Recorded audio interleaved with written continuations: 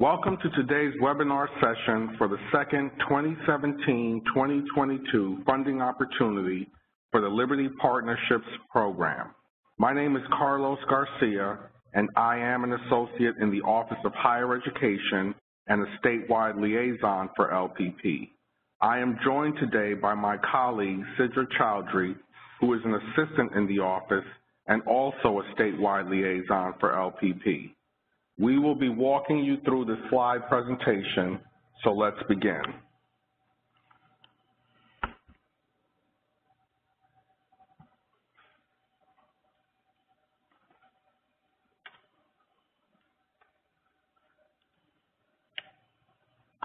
Our second slide is the Notice of Intent.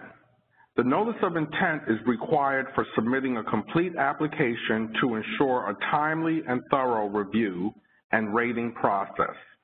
A nonprofit applicant's NOI will help to facilitate timely review of their pre-qualification materials. The Notice of Intent is a simple email notice stating your organization's intent to submit an application for this grant. Please also include your organization's New York State vendor ID. The due date is July 18, 2017. Please send the NOI to lpprfp@nysed.gov. The next slide is the pre-qualification requirement. The State of New York has implemented a new statewide pre-qualification process, which can be found at the following link and is designed to facilitate prompt contracting for not-for-profit vendors. All not-for-profit vendors are required to pre-qualify by the grant application deadline in order to be eligible for this grant. This includes all currently funded not-for-profit institutions that have already received an award and are in the middle of the program cycle. The pre-qualification must be completed by all not-for-profit organizations by the application due date in order to qualify for an award under this grant. Remember, this is not the same as a Notice of Intent, and you must pre-qualify in order to be eligible for the grant.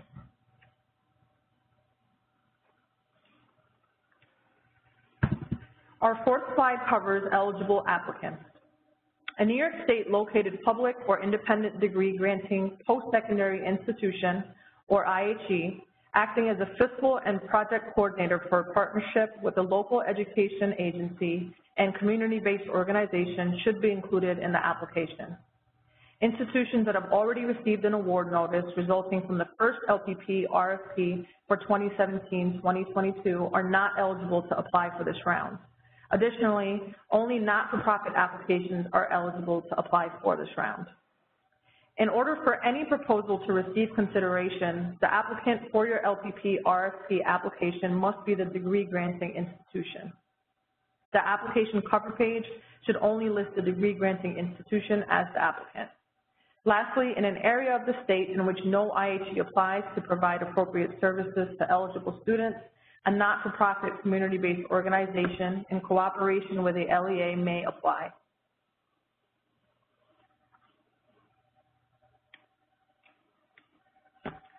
Our next slide covers student eligibility requirements. There are four. The first is that the student must be a New York State resident. The second is that they should be enrolled in grades 5 through 12 or should be under 20 years old and enrolled in a state-recognized GED preparation program. The third is that they should be attending public, non-public, or home schools or enrolled in state-recognized GED preparation program in the State of New York. Lastly, that they be at risk of dropping out of school as measured by one or more of the following factors. The first is unsatisfactory academic performance. The second is inconsistent school attendance or truancy. Next is behavior or discipline problems. A history of family or peers dropping out of school. Negative change in family circumstances. A history of child abuse or neglect. That they are a homeless student or a resident in a shelter or foster care, that they have a history of substance abuse, have limited English proficiency, have a teenage pregnancy and/or are parenting, are experiencing negative peer pressure, or other documented factors, which keep in mind should not account for more than 10% of student enrollment. Introduction/background. Generally speaking, we are seeking projects that will create strong school and community partnerships to deliver research-based programming to students enrolled in public and non-public schools that are identified as having a high risk of students dropping out of school. All projects should also be designed to support the successful transition of middle and high school students who are at risk of dropping out of school but who will become college and career ready. Our priorities are as follows: projects with low student to staff ratios, projects that have a high level of commitment to programs in such fields as human services, education, counseling, etc., projects that have a high level of IHE cooperation with LEAs and CBOs to provide services and continuity of such services until the completion of high school. And finally, projects that have a meaningful involvement of students, parents, deans, faculty, department chairs, and teachers in the implementation of the LPP project.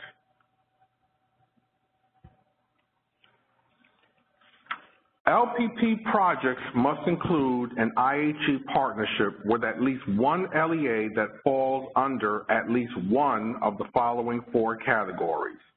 1, the LEA can be a school under Title I, or 2, the LEA could be a school where at least 40% of students are eligible for free or reduced lunch, or 3, a project could be in partnership with the school identified as a focus, struggling, persistently struggling, and or a persistently dangerous school, or 4, a LPP project could be in partnership with an LEA that is a rural school with students at risk.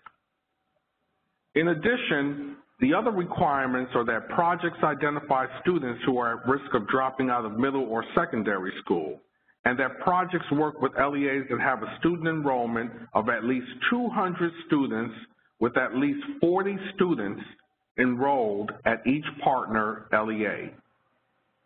Projects should also involve volunteers, parents, and current or former LPP students.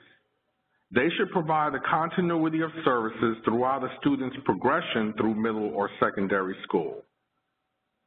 They should provide the following services and activities: skills assessment, personal learning plans, social emotional assessment, tutoring, mentoring, academic, personal, and family counseling, and home visits. Projects should provide staff development for personnel working directly with students. They should have cooperative relationships with LEAs and CBOs to ensure continuity of services. And projects should provide sufficient space and institutional resources consistent with other support programs on campus. Remember, what's different in this RFP is that we are now looking at a partnership that could include a relationship with at least one focus school, and also that projects must have an overall enrollment of at least 200 students with at least 40 students enrolled for each partner LEA. Finally, there must be a relationship between an LEA, a CBO, and the LPP project. In the past, there was no mandatory requirement for a CBO to be involved in the partnership. This has always been in the legislation, but was not stressed in previous RFPs.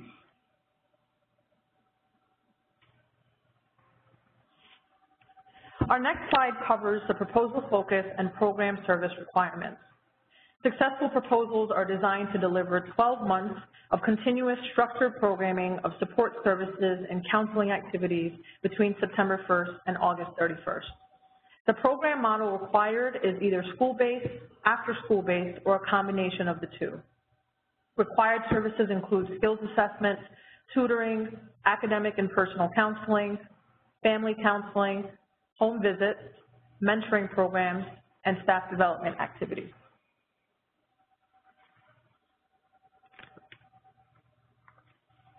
In addition, the service requirements include 4 weeks of summer programming for each year of the cycle, that a project ensures increased student persistence to complete high school, that a project ensures student preparation for successful transition into post-secondary education and the workforce, that there is coordination and partnership with at least 1 LEA and 1 CBO, and that the project be in accordance with the IHE's mission and/or master plan. What's different about this RFP is that all LPP projects should now have a summer program for student participants in each year of the cycle. The second item is that there should be coordination with the LEA and CBO. As mentioned earlier, in past RFPs, this was written in as an and/or option.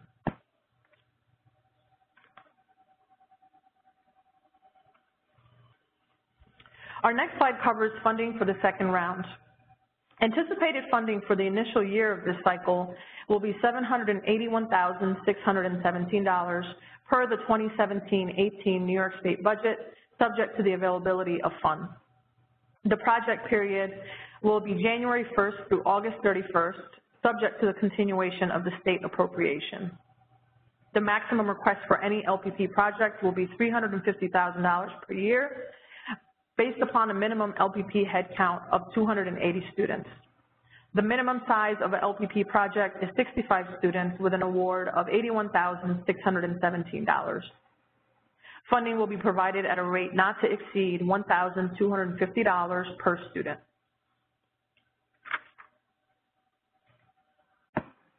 Now we will be moving on to allowable costs. Allowable costs for each project can include program administration, which includes services such as professional and non-professional salaries, fringe benefits, purchase services, and consultant services. Program activities that include instructional courses, participant field trips, student conference experiences, activity fees, and project marketing. LPP-related travel expenditures for project personnel and students. Cost sharing for required fingerprinting of LPP staff up to 50%. Administrative and instructional supplies and materials, including textbooks and instructional materials, instructional or administrative computer software and computers, lab equipment, etc.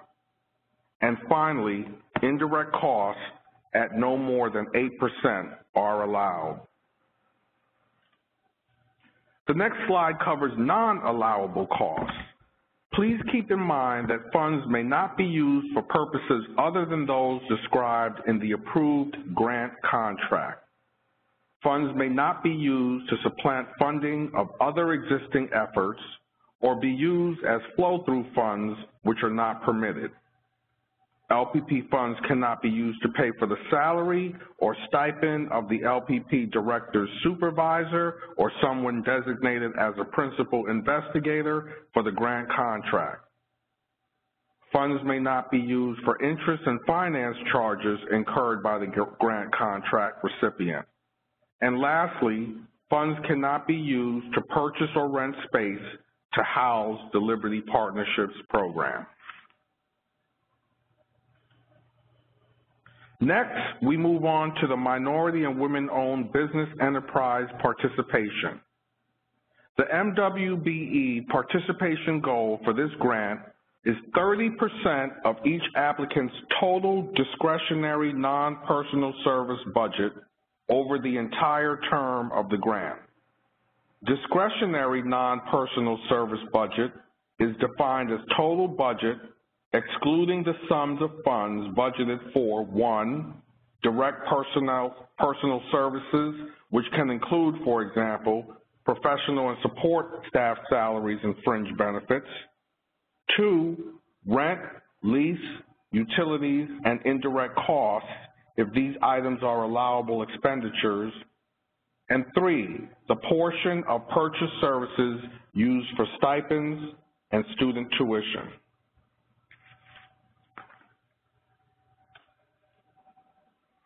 The next slide covers the application checklist.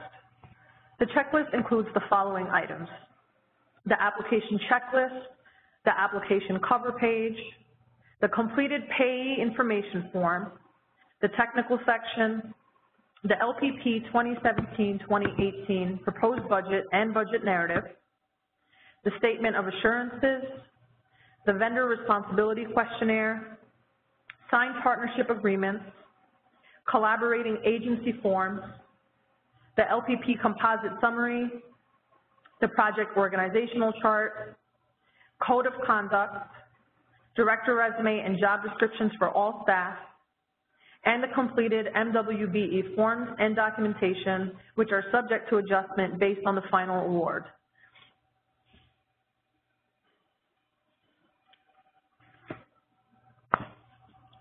Our next slide covers the technical section and consists of the following, the abstract, the need for project, and the proposal narrative.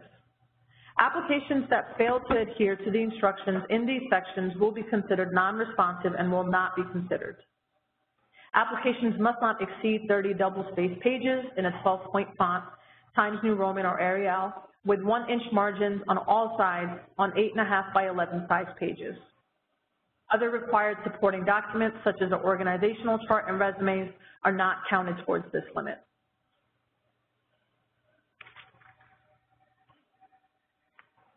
The abstract must be a maximum of 2 pages and should include a summary of the proposal focus and program service requirements that are found on page 13 of the RFP. The need for project must be a maximum of 10 pages and include the following sections: purpose of project, IHE's commitment, partnerships, project staffing and management. It is important that applicants complete these sections in the exact order listed on the RFP.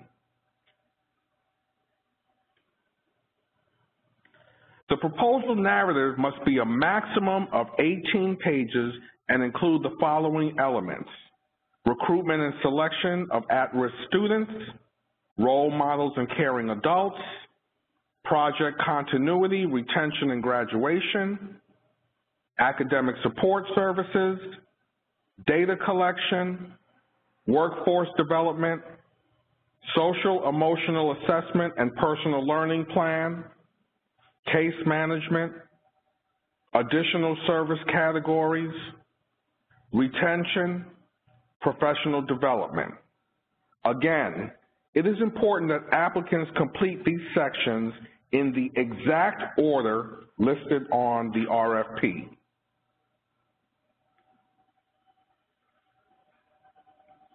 Our next slide deals with partnership agreements. A qualifying partnership consists of an institution of higher education, a local educational agency, and a not-for-profit community-based organization. The completed and signed partnership agreement between the IHE, LEA, and CBO must be submitted with the application. If a partnership agreement is not submitted, the application will be disqualified.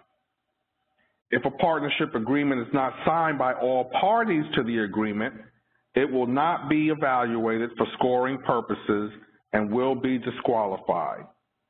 A signed partnership agreement with an original signature is required for all partners.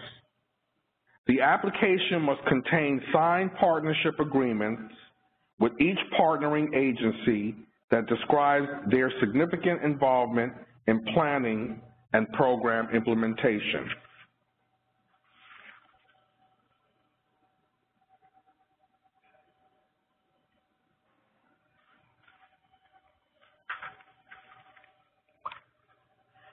Our next slide covers the budget section. This includes the following documents: FS10, the LPP composite summary, budget narrative, and payee information. Applicants must provide a proposed budget for the operation of a LPP via the FS10 form. A corresponding budget narrative providing details and justifications for proposed expenditures must be included. All budget documents must have original signatures from the CEO of the IHE applicant only or their designee if a letter is included from the CEO making such a designation.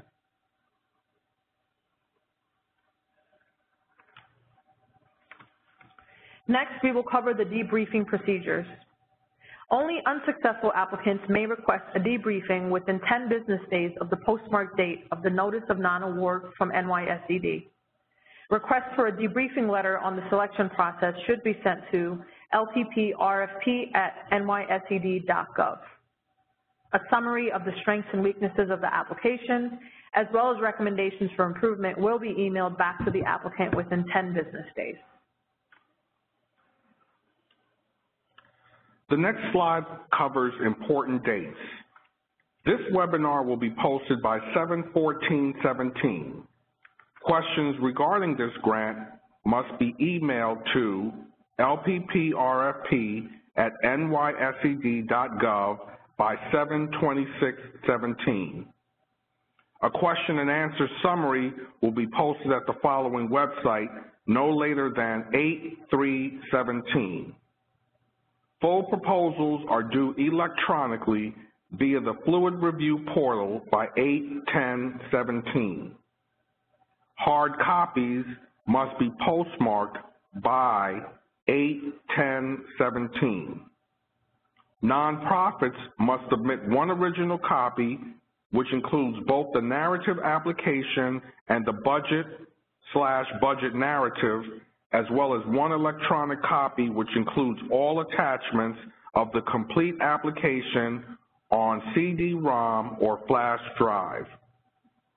Please keep in mind that although the fluid review process is new, it should not be complicated. We want to make you aware that you should not be waiting until August 10th at the deadline time to try and submit your application. If there are any technical difficulties, your application will not necessarily be considered, as this is not a reason for the acceptance of the application. We will be able to see when you attempted to enter or upload the information. The latest that any applicant should try to enter any information should be 2 p.m. that day so that we can identify and address any problems before 5 p.m. Our last slide covers the application submission process. Again, applications are due electronically via the Fluid Review portal no later than 5 p.m. on 8/10/17. All applicants must submit complete applications electronically through the Fluid Review portal by such time. Hard copies should also be postmarked by 8/10/17. Access to the portal, along with instructions for submission, will be made available through the question and answer post on 8/3/17. Hard copies, along with the flash drive or CD-ROM, must also be postmarked by 8/10/17 at 5 p.m.